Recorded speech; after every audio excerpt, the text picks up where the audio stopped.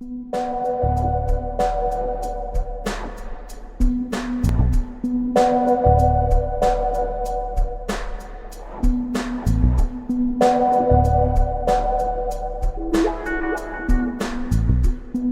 biggest problem of Russia probably is not efficient connection to electric grids.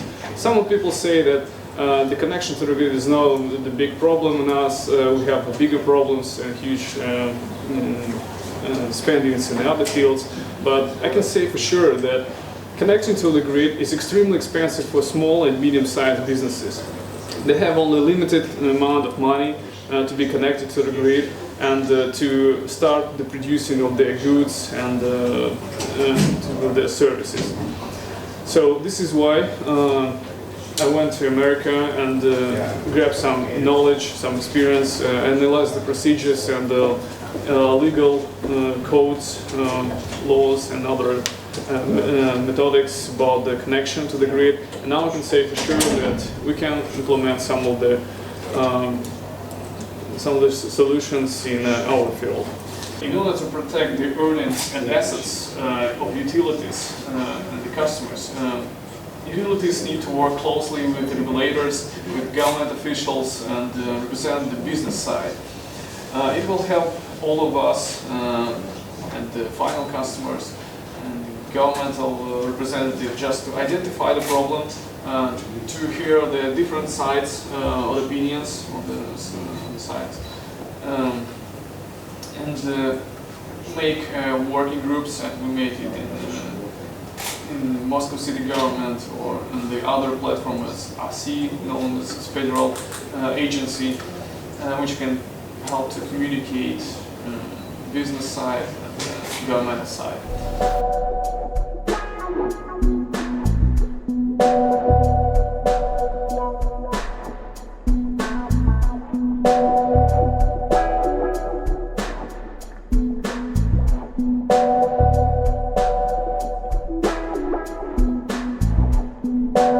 When we use the law as a tool, as an instrument, and do not see any moral value in it, in fact we can observe what we do observe in area of corporate law, the same processes which exist on commodity markets. My task of being in the United States and writing a paper was actually to try to explain what difficulties we have and what are the reasons of these difficulties. And we argue in this paper that they're deeply historical nature. The law is not seen as a tool of balancing risks and giving maybe some flexibility, admitting the fact that something might go wrong. And the law is about not seeing the good example, the good businesses, the bona fide, the good faith incorporators for whom, by making regulation more difficult, we actually create difficulties, because we do not see them and we do not accept them as legitimate in our consideration, in our lawyers' consideration, in Russian Federation.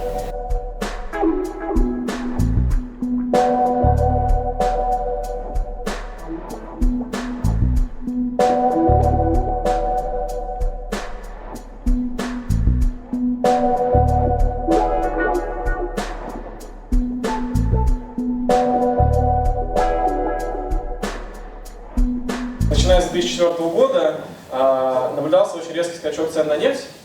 Ну, то есть там практически было в 2 раза скачок. Ну, там что-то с 34,5 долларов за баррель до там что-то там 60, и потом последовало еще там 70. Ну, то есть там наблюдался действительно серьезный скачок. Вот мы взяли этот скачок и оценили, то есть каким образом эффект от этого скачка повлиял на наши с вами зарплаты. Мы использовали микроэкономические данные Высшей школы экономики и Университета Северной Каролины. И эта база данных нам позволяла наблюдать индивидов, 23 тысячи индивидов из разных регионов России на протяжении 13 лет.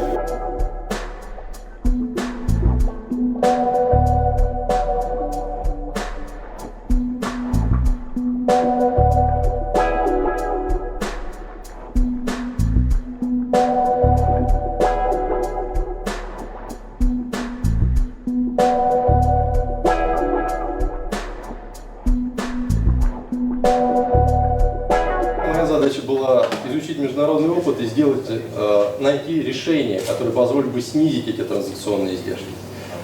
Высокие транзакционные издержки, они обострились вот с этим процессом повышения стоимости денег.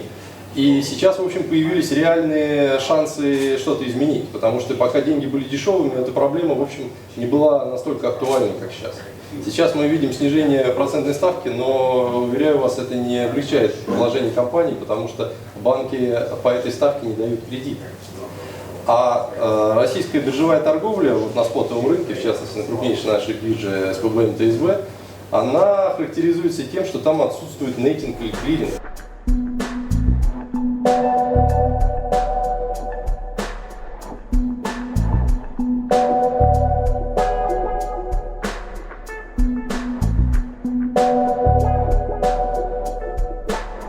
Let's say this was the price a couple of weeks ago. Brent was at $62.